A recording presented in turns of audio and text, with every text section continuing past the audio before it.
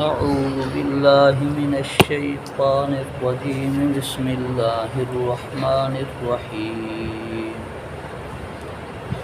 ومن الذين قالوا إنا نصارى أخذنا ميثاقهم فنسوا حظا مما ذكروا به فأغرينا بينهم العداوة والبغضاء إلى يوم القيامة سبحان اللہ. وسوف ينبئهم الله بما كانوا يصنعون.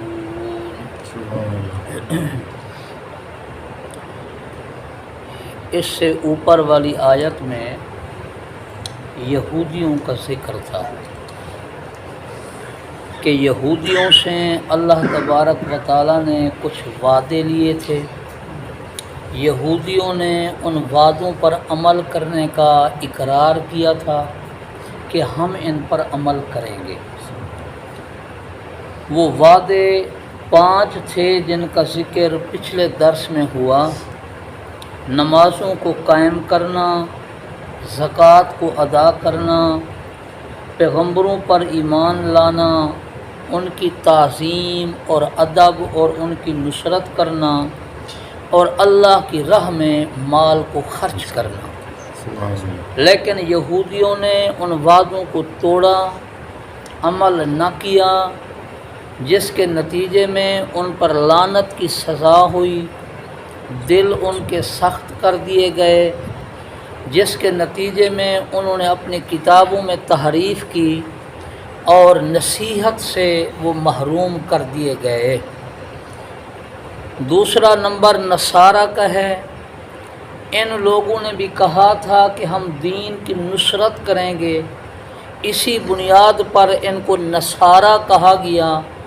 نصارہ کا معنی اللہ کے دین کی نصرت کریں گے، مدد کریں گے، حضرت عیسیٰ علیہ السلام کو تنہا نہیں چھوڑیں گے. اللہ فرماتے ہیں ہم نے ان سے بھی عہد لیا، لیکن یہ بھی یہودیوں کی طرح ثابت ہوئے. انہوں نے بھی عہد کو توڑ ڈالا، جس کے نتیجے میں ان پر بھی لعنت برسی. ان کے دل بھی سخت کر دیے گئے اور انہوں نے بھی اپنی کتاب کے اندر تحریف کی. اللہ پاک نے جو چیز یہودیوں کے متعلق آخر میں ذکر فرمائی تھی، وہی چیز یہاں بھی بطور نتیجے کے آخر میں ذکر فرمائی. فَنَسُوا حَظًّا مِّمَّا ذُكِّرُوا بِهِ.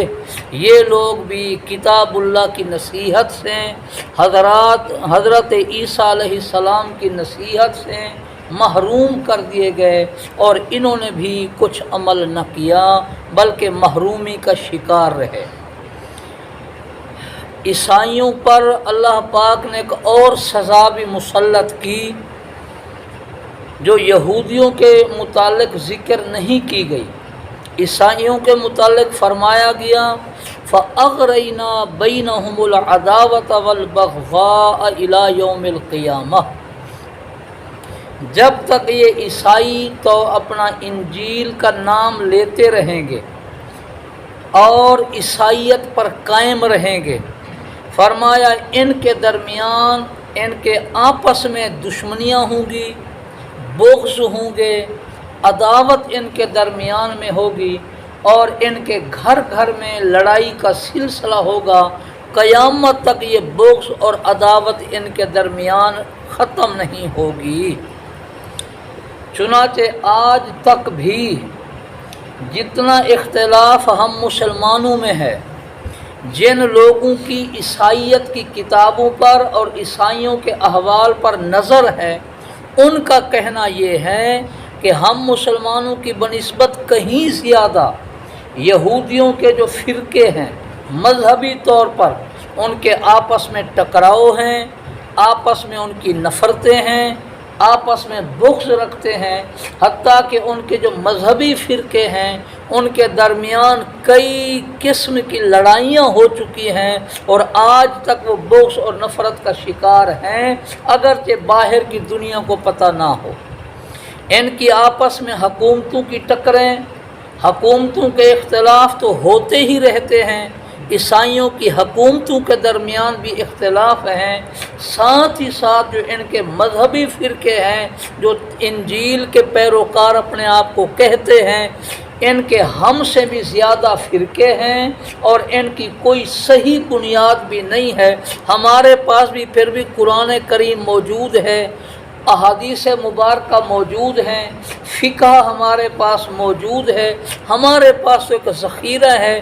ہم کسی وقت بھی بیٹھ کر سنجیدہ طبقہ جب بیٹھ جائے یہ اختلاف دور ہو سکتے ہیں، اور بہت سارے مواقع پر یہ اختلاف دور ہوئے بھی ہیں، اکٹھے بھی ہو جاتے ہیں، لیکن وہاں پر اس چیز کا نام نہیں ہے۔ ان کے فرقے جو اپنے سب سے زیادہ اس وقت فرقہ ہے اس کا نام کیتھولک ہے، پوری دنیا میں پوپ انہی کا ہوتا ہے۔ اس کے یہ جمہور اپنے آپ کو کہتے ہیں، اکثریت کہتے ہیں۔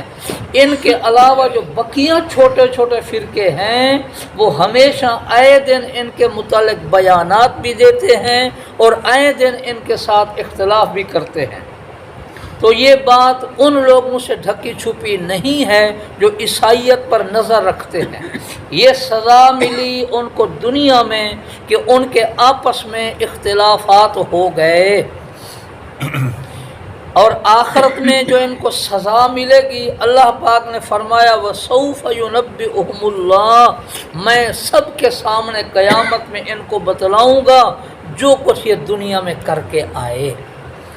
تو عیسائیوں سے عہد لیا گیا کہ عمل کرو گے، انہوں نے عمل نہیں کیا، وعدے کو توڑ ڈالا، اس کی سزا ان کو دنیا میں ملی کہ اختلاف ہوا، اختلافات کا شکار ہو گئے، اور قیامت کے دن اللہ تعالیٰ ان کو رسوا کریں گے اور سب کے سامنے ان کو بتلائیں کہ تم نے یہ کیا یہ کیا یہ کیا۔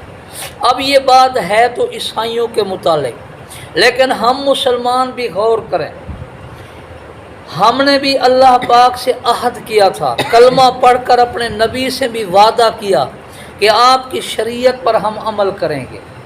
آج کتنا ہم لوگ قرآن کریم کی تعلیم کو وقت دیتے ہیں، قرآن پر عمل کتنا کرتے ہیں، قرآن کی تعلیم کی طرف توجہ کتنی ہے، دوسری تعلیم کی طرف توجہ کتنی ہے، قرآن والوں کے ساتھ ہمارا کیا سلوک ہے، یعنی ہم پورے معاشرے کا، جو سکول کچھ پڑھ لیتا ہے اس کی عزت ہماری نظروں میں اور ہوتی ہے، جو مدرسے میں پڑھتا ہے بچہ، قرآن پڑھتا ہے پڑھنے والا، اس کو ہم ذرا اور نظروں سے دیکھتے ہیں۔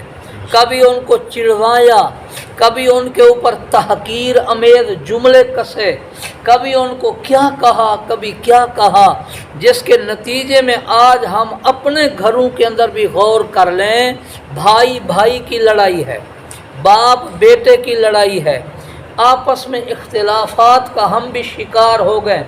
مشکل سے کوئی گھرانہ ملے گا جس گھر کے پورے افراد یا ایک باپ کی پوری اولاد جو بھائی ہیں جو بہنیں ہیں ان کے درمیان اتفاق ہو، بہت مشکل سے ملے گا۔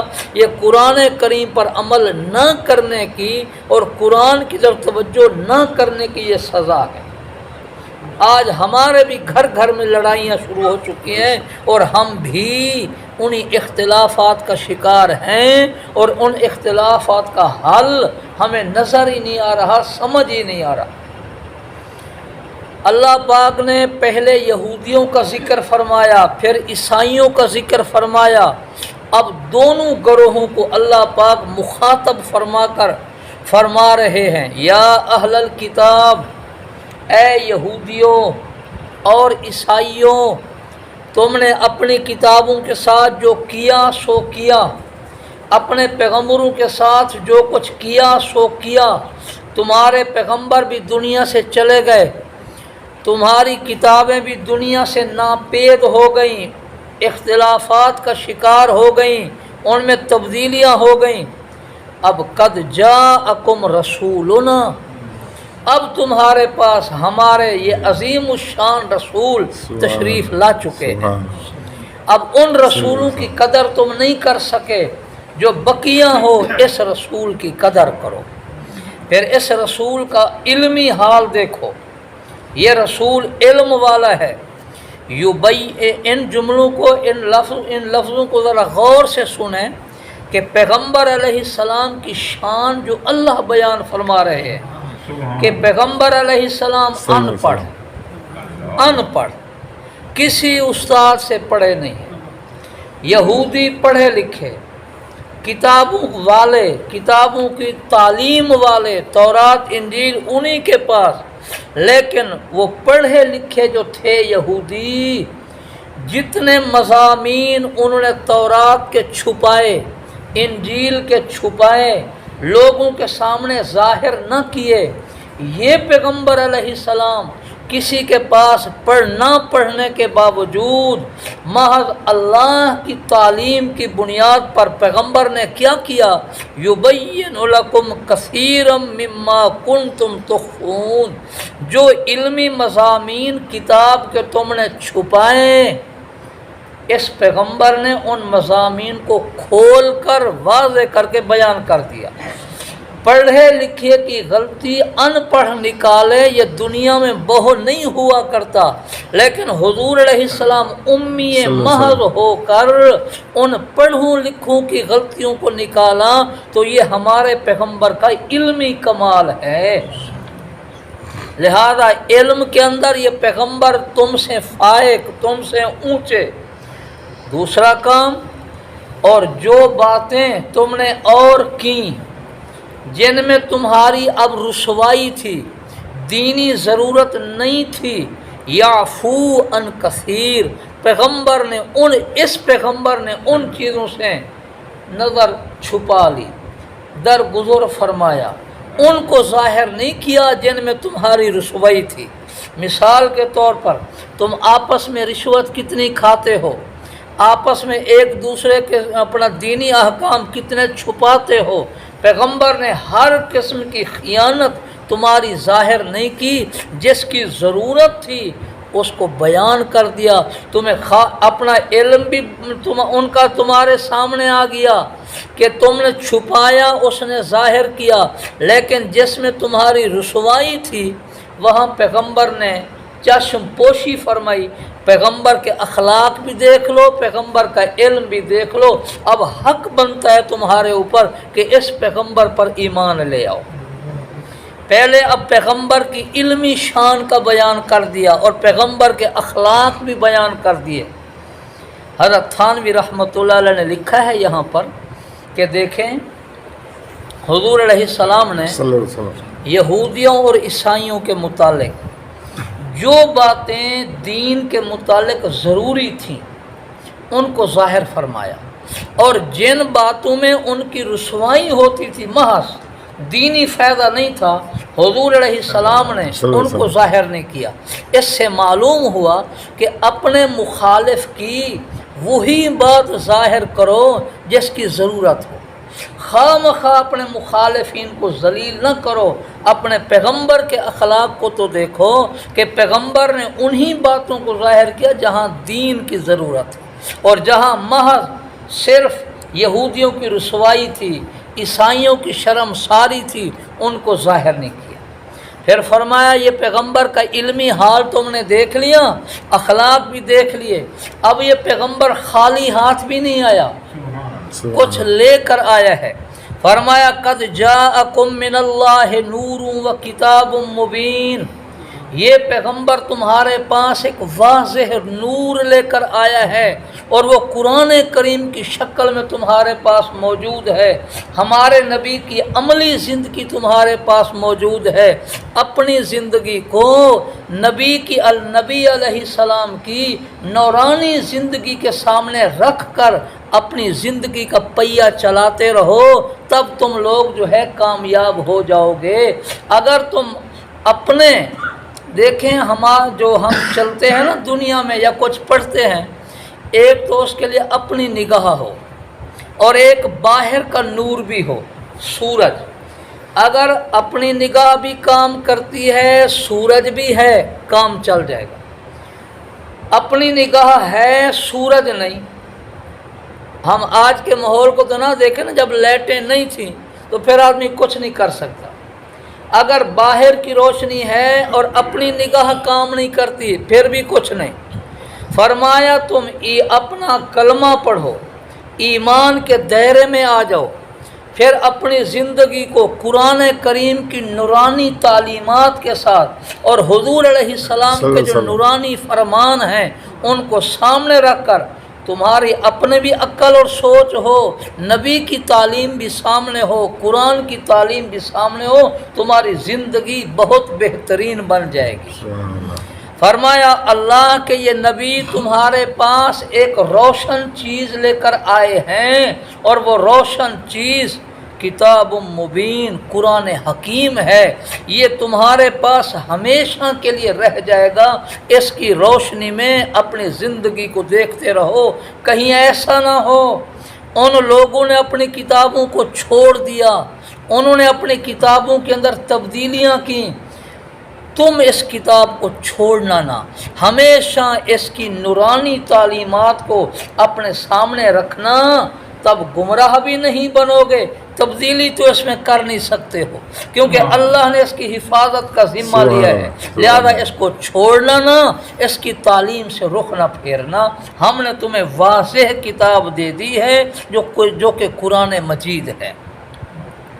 یہدی بہ اللہ، اس قرآن کے ذریعے اور اس نورانی چیز کے ذریعے اللہ ہدایت دیں گے، من اتبع رضوانہ، ان لوگوں کو جو اللہ کی رضا کے طالب ہوں گے، جنت کی راہیں ان کو دکھلائے گا۔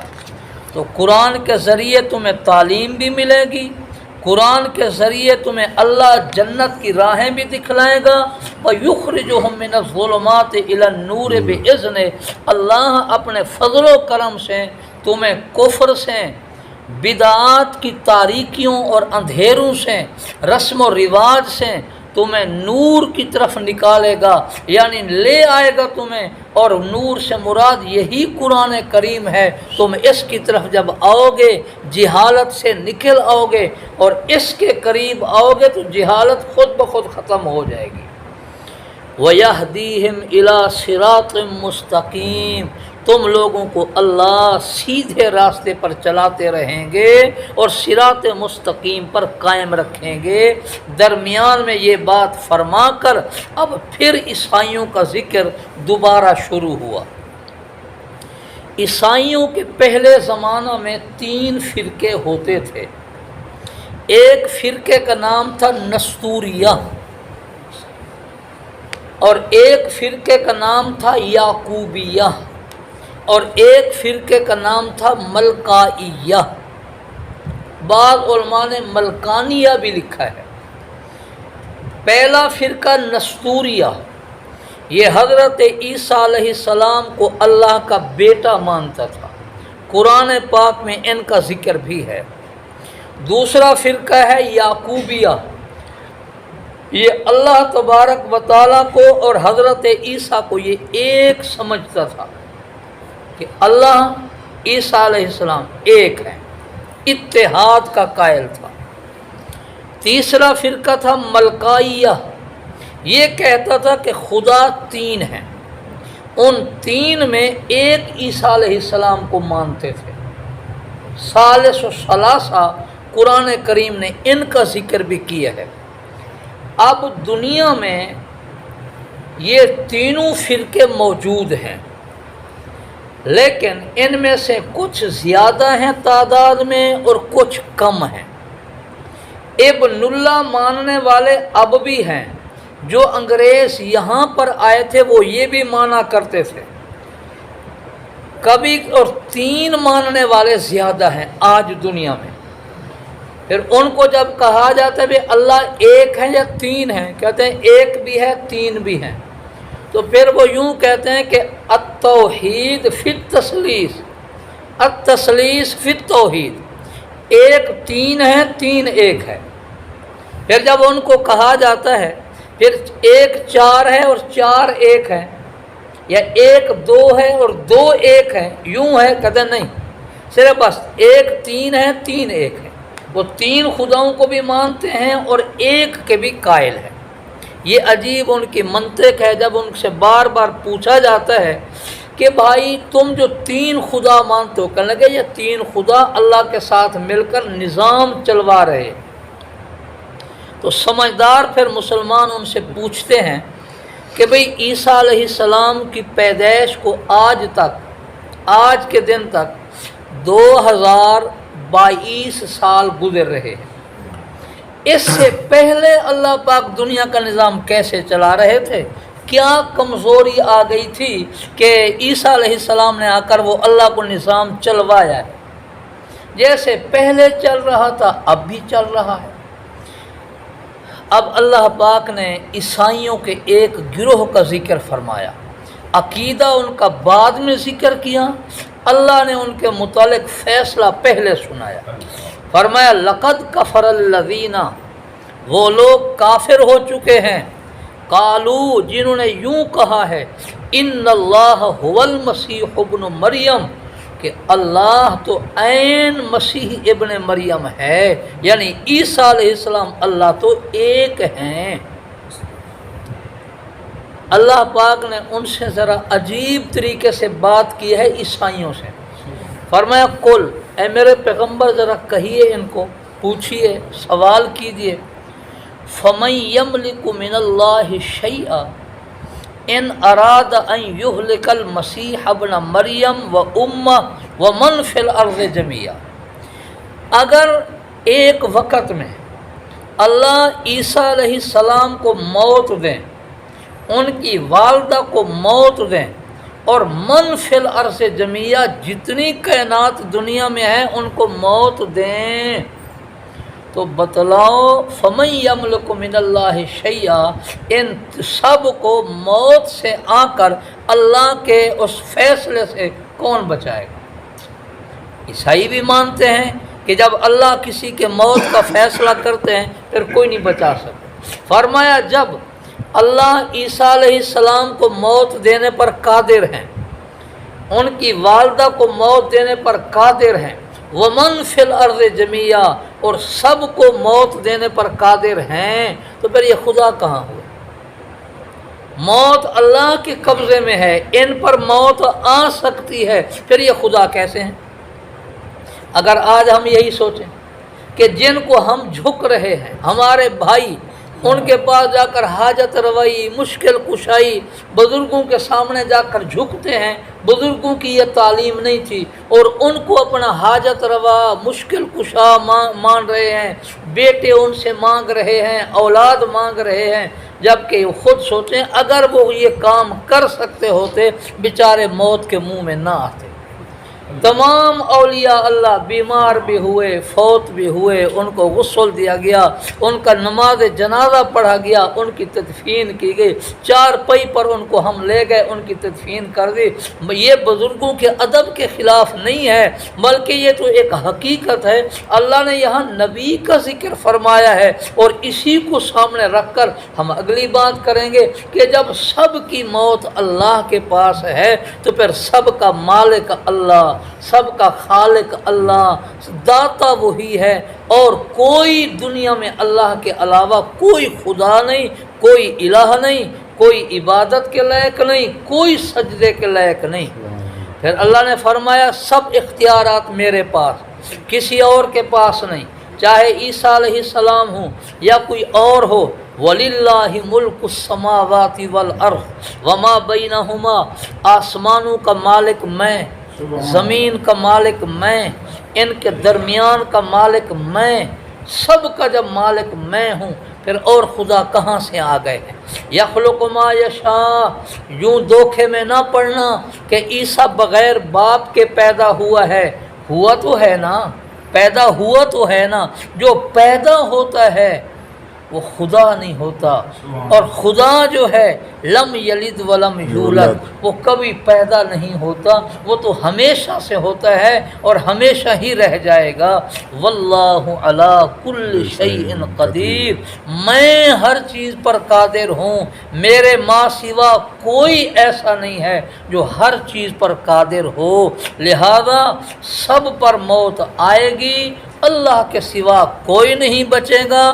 ہر پیغمبر پر موت آئی، ہر فرشتے پر موت آئے گی، ہر ولی پر موت آئے گی، کئیوں پر آ چکی اور کئیوں پر آئے گی۔